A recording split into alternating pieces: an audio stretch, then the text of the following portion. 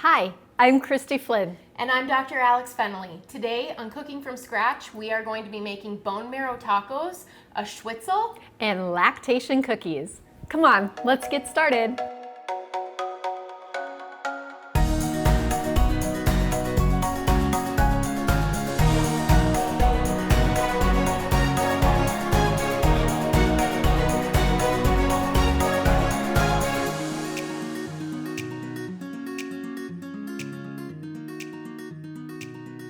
Each episode of Cooking from Scratch focuses on a different inspiration or theme that comes from people writing into us and asking for our help, coming up with meal ideas that can help them with their health goals.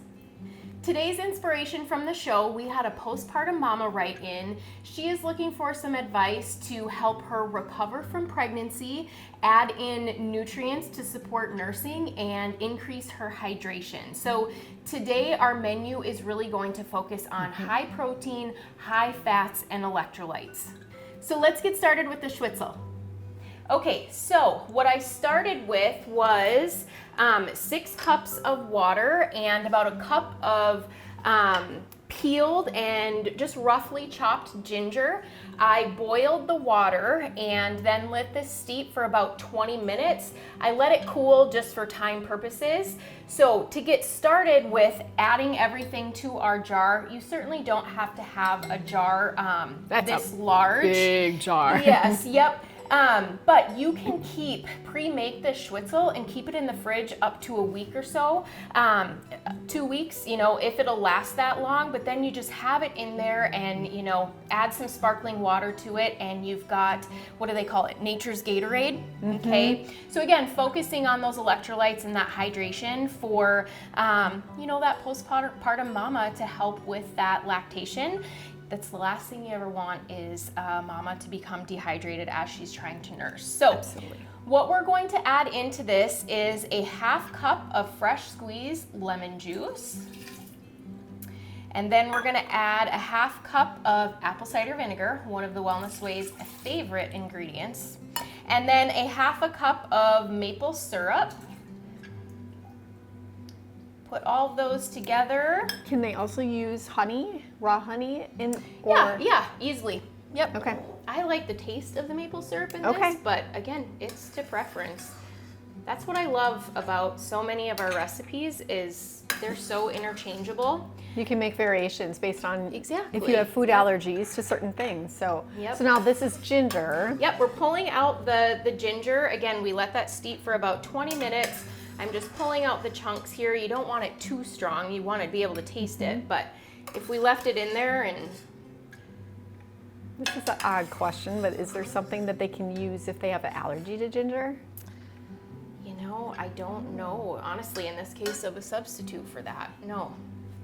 Okay, so there's still just a little bit of ginger debris in here, which is fine, but now we're gonna pour this in. Let's see how gracefully I can do this. Lovely. Pretty good. Okay, so yes, if I were gonna make this and keep it in the fridge, I would probably double or triple this. I mean, this would last me probably a day or two. So again, this is something that you can make advanced to kind of help with that meal prep on a day that you're feeling really good, you've got some energy, certainly invest into this. The last ingredient I'm going to add in is about a teaspoon of sea salt. And then we're just gonna give that a quick little mix. And then I'm gonna set this aside. We're gonna let this cool even further. And then we will add the sparkling water to it. Now let's get started on the lactation cookies. Okay, so what makes lactation cookies special? Why is it different than any other cookie? Well, the biggest thing is the high amount of fat that's in there, but also some of these other ingredients that you typically see in them. But there really isn't any studies or anything out there that conclusively proves that, like brewer's yeast and different things like that, nuts and seeds and grains and oats, that they do this per se. So what exactly is happening? You're just supporting the body with the nutrients. Again, during pregnancy, during nursing, it is very common for that mama to become deficient in certain things. So you want to build up that nutrients. I always talk about being intentional about the ingredients that you're choosing, and this is a recipe that really displays that intentionality. Okay, so the first step of this recipe, there's a bunch of steps to this. It's not hard by any means, and the beauty is you can make this, and before you bake, like you have the little cookies on your platter, you can put them into the freezer and be able to freeze them ahead. So moms, grandmas, aunts, whoever has someone who is pregnant in their life, you can do this for them. You can freeze these and then gift it to them, which is such a wonderful gift. They will absolutely love you for it. So let's start with the dry ingredients. It's a cup and a half of a gluten-free flour blend. Again, we're staying away from gluten. It's just generally, there's so many people who can't really tolerate it, or it's just going to cause inflammation. We don't want to do that right now. They're just postpartum. So the blend, whatever blend you use, you can make your own blend, whatever you want to do. It needs to be a cup and a half, and you want to make sure that there is xanthan gum in there so that your cookie doesn't just fall apart. So the xanthan gum does what? It acts like the binder? Gluten. Yeah, it's kind of, I mean, you add additional binder, but this is like the gel, the gluten that a gluten-free flour doesn't have. And now you want 3 cups of oats. Okay, I love using gluten-free sprouted oats. Sprouted is the key. Sprouted anything. Just it's in a form that your body can just break down and use so much better. Okay, and so I'm going to add a teaspoon of baking powder, a half a teaspoon of baking soda, a half a teaspoon of cinnamon. The cinnamon is there for a little bit of flavor, I guess, but what else does? Blood sugar regulation. Yep. It's always great to put cinnamon, a little bit of cinnamon. I am adding a protein powder. So this is about a quarter of a cup of protein powder. I'm using the what is it? It's the beef isolate version. So it's either a vanilla base or something that's going to be neutral, that's not going to be too overpowering. You don't want something like way out there. Just keep it neutral. But this is going to add just a little bit extra like oomph to your cookies, but it's also can help with the binding and keeping things together, just because it can be a little bit gooey, which is awesome. Yeah, it's got that bulk of protein in there, and then a little bit of sweetener as well. So a quarter of a teaspoon. Ooh. Can smell that. I can taste that. Yes, I can too. That's fantastic. Okay, a quarter of a teaspoon of sea salt. And okay, we mentioned brewer's yeast. I do need to make a little disclaimer though. Most brewer's yeast is actually made with like barley or some kind, it's wheat based. So if you need to be gluten-free, do not put brewer's yeast unless you get a specific kind of brewer's yeast. So find something that uses like sorghum or something as the base, so that you are not unintentionally causing yourself inflammation. So this one is sorghum based, and I have about 2 tablespoons in there, and we're just gonna whisk this all together just to get everything. With the oats in there, of course, it's harder to combine everything, but you wanna try to get everything as combined as possible.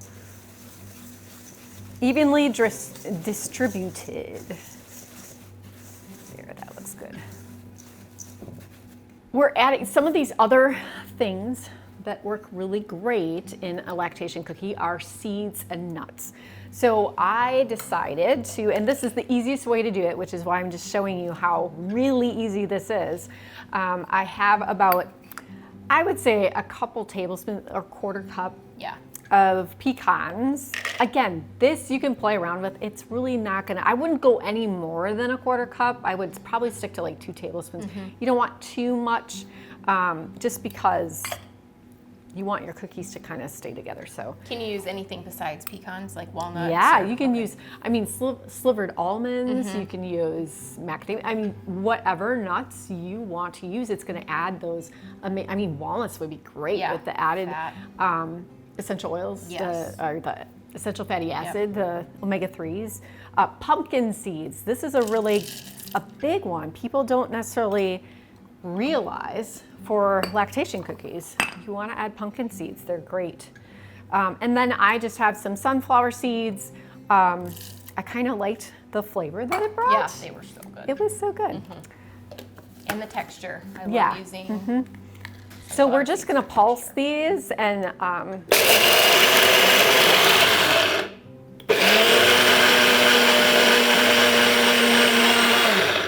it's so easy, right? I don't think I have any clumps, no. And so it's almost like a flour, but breaking it up like that is gonna be, don't wanna lose all those lovely nutrients. It's just gonna make it better for the texture of the cookie. Could you leave them whole? I mean, you could, but remember, the more things that you have in a whole state, like we're adding chocolate chips later, so you know we got to make sure we've got room for them to not fall out of the cookie. But when you put more and more, I mean, you think about, you have those huge monster cookies, sometimes some of the things crumble off, so I like to blend these in within it, and then you don't have to worry about that. So we're just going to whisk this in, and if you end up where there's some chunks, it doesn't matter, like if some of the nuts didn't quite blend all the way down, it's fine. Totally fine. Okay, so we're gonna set this aside. The next step, just gonna rearrange just a bit, is our binder. So you can use, it's 2 eggs, but it's basically an egg and an egg yolk, or if you have egg allergy, so duck eggs, chicken, it doesn't matter, whichever you're using, or you can use egg replacer. I'm choosing to use egg replacer in this particular recipe. There's just a lot of people that tend to have some kind of an issue with. Now, eggs are a great fat, so and protein, so you don't necessarily want to, but for all those people who literally look at a recipe and say, I can't do it, this is for you. Well, and sometimes postpartum mamas too, their immune system takes big shifts after they have the baby. That is a good point. You know, if they weren't necessarily reacting to something during pregnancy, they could potentially after. So we're just trying to give you different options other than just, I'm allergic to chicken eggs, yep, let's use duck eggs. No, there's other things that you can use, especially when we're talking cookies. So we're looking at about 2/3 of a cup of water with 1/4 cup, and this is what I'm using is psyllium husk. It's not the powdered psyllium husk, I'm actually using the whole form of psyllium husk. And how do I know about using this? Well, because of my gluten-free sourdough baby. When I was making all of my gluten-free sourdough breads, I was using psyllium husk as the binder, and it works so well. I was like, you know what, I am using this, and so it's a great prebiotic, it's a great like fiber option. So adding that to the cookies, I thought this is going to be great. And well, you've tasted them. Yes, it is great. Amazing. All right, so we're going to whisk this up. So how psyllium husk works is just like flax meal or chia seed meal. You just want to mix it up really well in the water, and we're just gonna set that aside to gel. Okay, this next step, I like to use my KitchenAid stand mixer. Could you potentially use a hand mixer? I mean, you could, but you know how, with the oats and stuff, I mean, there's quite a bit here. I would feel a lot more comfortable doing it in a stand mixer so that, I mean, this next step, you'd be sitting there for 5 minutes, you know, like, it'll make it a lot easier. Can you do it without? You can. This will just make it easier. So what we're going to do is we're creaming the fat with the sugar. So what kind of fat? Great question. I'm using a vegan butter and some coconut oil, but Could use some tallow, right? Tallow. absolutely. Goat butter. Oh, that's a good option. Oh, I like that. Yeah. You could use ghee. Yep. You could. Now the ghee may give it a little bit of a different Flavor. taste Yep. to it, but again, I think you could sneak away with it. yeah. So it's according to your allergies. Just find the right one for you. But it does have a lot. There are. This is a stick and a half. So what is that? 8, 9, 10, 11, 12 tablespoons of. So this I use the vegan butter, which is quite a bit. And you want it to be softened. Well, not melted, but just out of the refrigerator softened. And then an additional 4 tablespoons of coconut oil. And again, do not melt it because that would just room temperature. It doesn't have to be.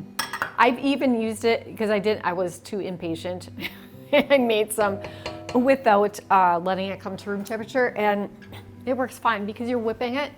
It's getting warmer as it's sitting there. So just remember to scrape down the side. So as far as the sweetener, I'm using coconut sugar, about 3/4 of a cup of coconut sugar. Now, when you make these, you can alter, like if it's a little too sweet, we do have that protein powder that does have a sweetener in there. You could go down to 2/3 of a cup, and I think it would be just great. Do it based on what you like, honestly. But as far as sweeteners, Any alternatives? people ask, can you do like maybe a monk fruit? You can do something like that. That should be fine. It just, you have to make sure that you're able to cream the sugar and the fat. And some of those products, like if you powder xylitol, that would be the best form. You don't want to do it just granulated because it's just not going to cream at all. But if you powder it, can you? Possibly. It's not my favorite thing because it doesn't caramelize. And with these cookies, you want that kind of caramelization feature. That's why I like using the coconut sugar. Can you use, the monk fruit erythritol? That's like the brown one, that. Yeah, I feel like that one. It would possibly work. There's an allulose also that would possibly work if you're looking to use a different kind of sweetener. Now, do you want to use something like a honey or maple syrup? If you're gonna try that, just remember you have to reduce the liquid. It's somewhere else in the recipe. And because we're not doing eggs and we're doing an egg replacer, that's kind of hard. Yeah. Could it also help with keeping things together? It could. Go ahead and experiment. You could do half and half. It's gonna probably spread a little bit more. Your cookies will spread more than these do, and it's not a bad thing. So that's where you have fun with it. Now, baking cookies is a science experiment, so go ahead and experiment. You might just happen upon a happy little accident. This part, we are going to be whipping this all together and creaming it for a total of 5 minutes. Yes, I said 5 minutes. So it's gonna change along the way. You're gonna think, oh, really, it's 3 minutes, can't I be done? No. Scrape down the sides, stop it periodically, scrape down the sides, but you're gonna do it for 5 minutes.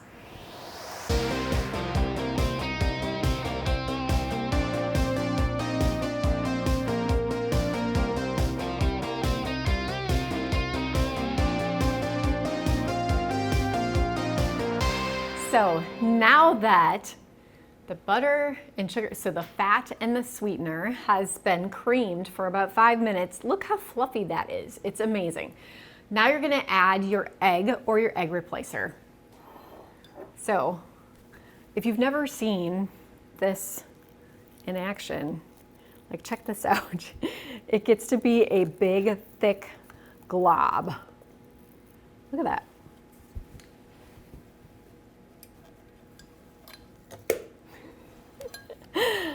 And we're going to blend this in on high like before for about 2 to 3 minutes. Likewise, if you're using egg, that would be 1 full egg and 1 egg yolk, and blend it for about 2 to 3 minutes.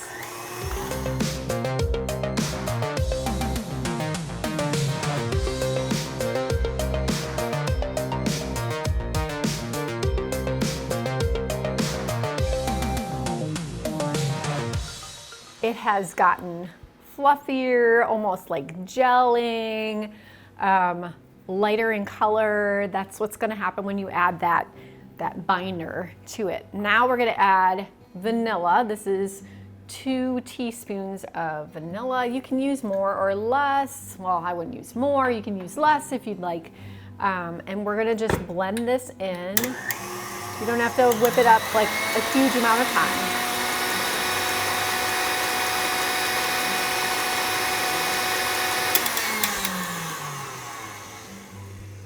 Okay, I am just going to scrape the sides just a bit before I add the dry ingredients. The beauty of doing this without eggs is this makes a really good cookie dough. Edible cookie dough. I always do it with eggs. I know. Okay. So we're going to add little by little in here. I'll just add a little bit to begin. And we're gonna keep it on low, just kind of stirring it in. Let's see if I can do this. There we go.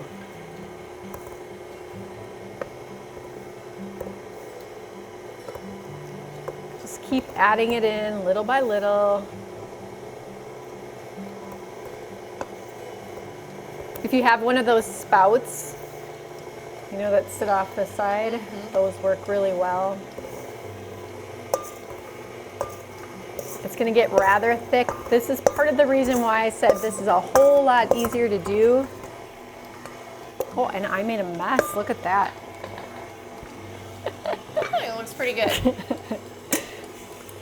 So this is why this is a lot easier to do in a stand mixer. I'm gonna take this, just kind of get this out of here. So you're just gonna get this all mixed up very nicely. I'm probably gonna just mix it a little bit more to get everything combined. Scrape down the sides a bit. And then I'm gonna stir in any other ingredients like chocolate chips. You could put toasted coconut shreds. You could put some raisins, cacao nibs. The possibilities are literally endless. Go according to your food allergies, and yeah, now that you kind of have the base of it, you can just have fun with it. have fun. So we have flax. Flax seeds are another one of those wonderful things that help to support a postpartum mama's body so that she can produce milk. So we're gonna add those. About 2 tablespoons. I wouldn't do more than 2 tablespoons. And chocolate chips. So we have dairy-free chocolate chips. Again, chocolate, it's all based on what you feel to be the best for your family. Remember, this is one of those things, there can be heavy metals. So make sure that you are checking out the source. It's all about sourcing, finding out, hey, you know, what do they stand by with their, you know, what kind of amounts of heavy metals are in, and what are you as a family comfortable with giving your children? Because they're not all equal. No, They just not. aren't. Okay, so this is just stirring it together one last time.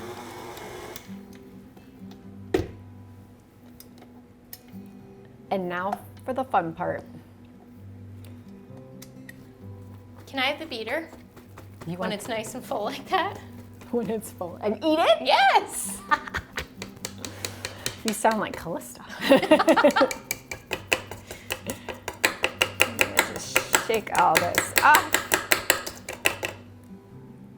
There you go. Thank you. I know it's the best part, right? Okay. Oh my goodness. I'll be over here. It's amazing, isn't it? Okay, so at this point, I mean, I could have used this the whole time. I know how thick this can be, so I wanted it to get really incorporated first before I mixed it on my own. Okay, so next we're going to put these in dollops. How big your cookies are, that is entirely up to you. They spread a little bit, not very much. So pretty much whatever you set it as, that's pretty much what it'll be. I usually do them about 2 inches apart. So however many fit on a pan. We're gonna be putting them in the oven at 350 for about 10 to 12 minutes. Just watch for the edges to start turning a nice shade of brown, and they should be ready to go and done. Okay, let's get started on the bone marrow tacos. I know that sounds bougie and intimidating, but I promise you this is a very, very easy menu item to make, and you can prep it ahead of time. So I'll kind of walk you through the steps of that. The easiest and quickest way to do this is using a VitaClay or a crock pot, because you just put everything in there, you hit the button, and you walk away. With the VitaClay, it can be anywhere from 2 to 4 hours, depending on which one you're using. For a crock pot, probably 4 to 6. Yep. And then I also, in the From Scratch Cookbook, I have the option of bringing you through the process of roasting it in the oven. So today we're going to use the VitaClay. This is my favorite crock pot. It's completely non-toxic. You're just cooking in clay, so nothing is going to leach into your food. That's the last thing you want as a postpartum mama. Exactly. Okay, so what I have here is a 2.5 pound beef chuck roast. You can also use a lamb roast if you want to, whatever, again, your preference is, but we're gonna go with a beef chuck roast today. Do certain roasts, you know how you can do an arm roast or a leg roast, or is there a certain one that works better for what you're trying to do? Not necessarily. I mean, all you need it to do is cook and shred. That's the end goal, is to get this to shred here too. I have done options where I do slice it or cut it. You can do that. I like it shredded. I feel like you get more flavor because all the juices get in there. So this is as simple as it gets. When you're using a VitaClay, you just want to make sure that you're cooking in liquid. Broth, I like to use a beef broth if I'm doing beef. You could use a vegetable broth if you want to as well. So in terms of using the VitaClay, you're going to put about 2 to 3 cups of broth in the bottom of it.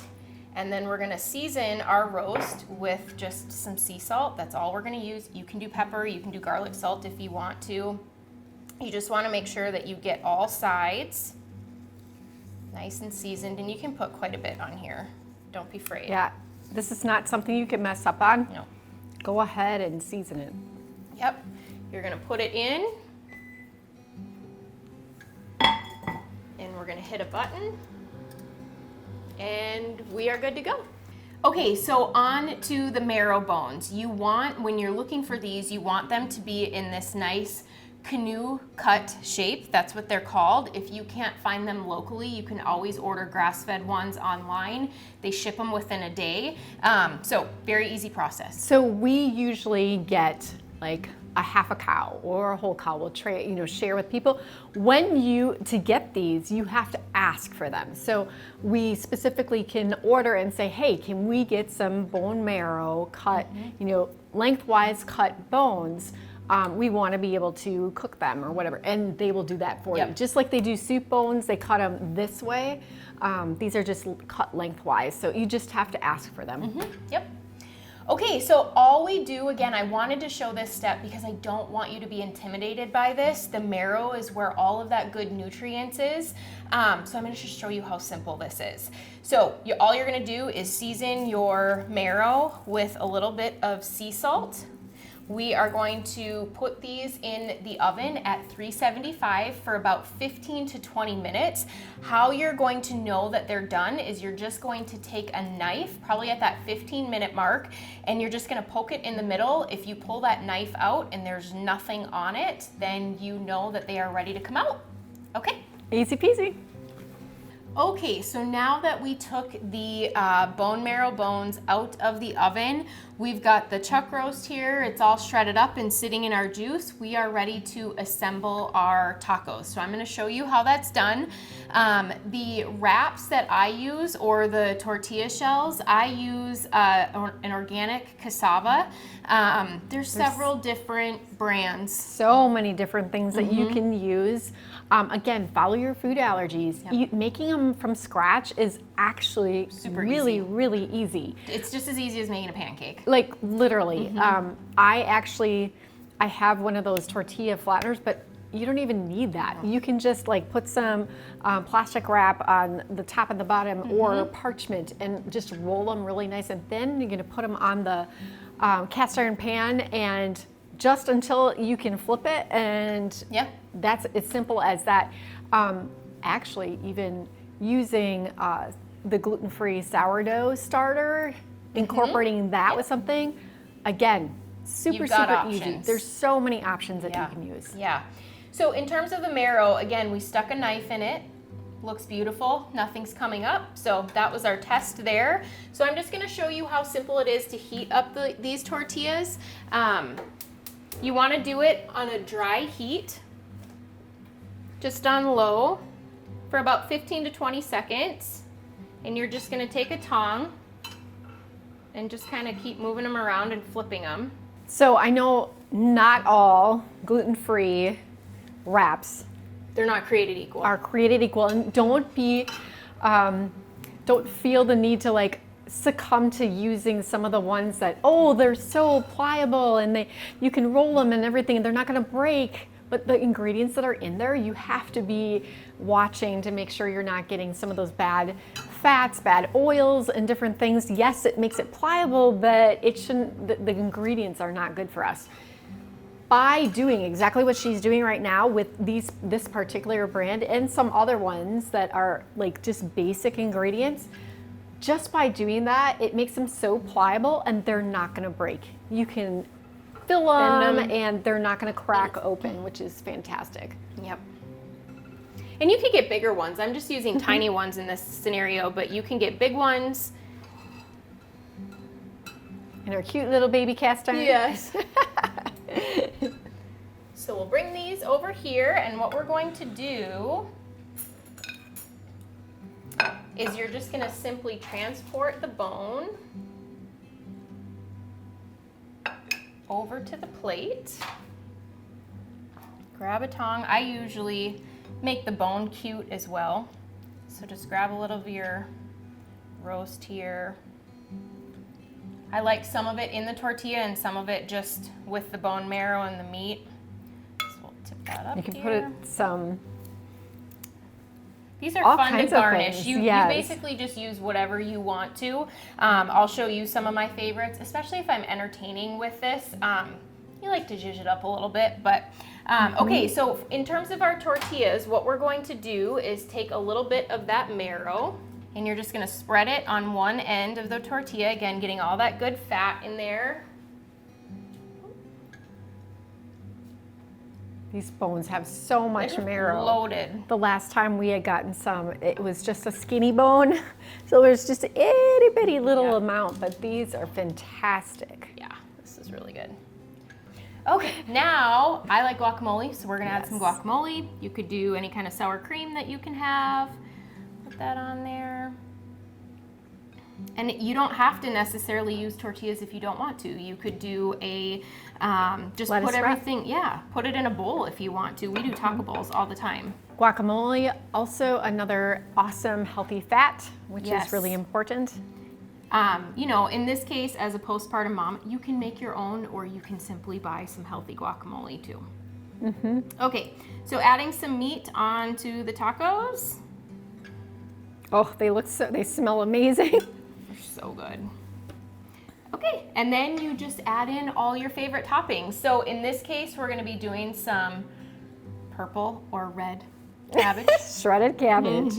We're all about, remember, taste the rainbow. The more vibrant and beautiful it looks, the more appealing it looks. And the more chance you have, like, whoever is there eating, whether it be your kids, your husband, they're gonna wanna join in because it looks so amazing. Yes.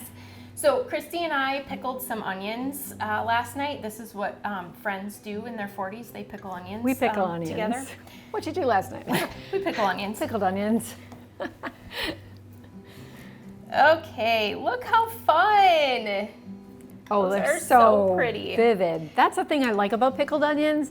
Not only do they taste good, but Yes. it's so easy to do. And look at the color. They're so vivid. It's beautiful. Yes, so I'm gonna add some cilantro to these. I like cilantro, doesn't taste like soap to me. We're gonna add some sprouts onto here. You can get any kind of sprouts you want, doesn't matter. You know what? I think the most beautiful thing you've done is when you put the edible flowers. So in the summer, there's certain flowers that are edible. Look those up and plant them, and then have them to be able to put within it. It just makes everything pop. Yeah, I grow a lot of edible flowers in my herb garden, so level up your herb garden with some flowers this summer. Okay, a little bit of sea salt to taste, and then you don't have to do this, but I love a little bit of lime juice just to kind of top everything off. And there you go. Again, I know that bone marrow tacos seems pretty bougie, but it's not. It's bougie, but it's very, very simple to do and very healthy. And it gives you all of that, the protein, the fats, and all of that nutrients from the bone marrow, especially for a postpartum mama. Enjoy. So the inspiration for today's show was a postpartum mama writing in because she was needing some advice on how to add more nutrients, more protein, and hydration into her diet so that she could support her healing postpartum body, support lactation and nursing, and again, just staying hydrated. So today we chose the bone marrow tacos, the Switchel, and Lactation cookies. So for recipes like these, the bone marrow tacos and the Switchel, as well as others like them, you can purchase our cookbook From Scratch. To order a copy, go to www.thewellnessway.com/cookbook and order yours today. be sure to tune in for upcoming episodes of Cooking from Scratch. Remember, everything that you put in your mouth is either bringing you towards your health goals or further away. We're hoping to help you think differently about food. Thanks for joining. See you again soon.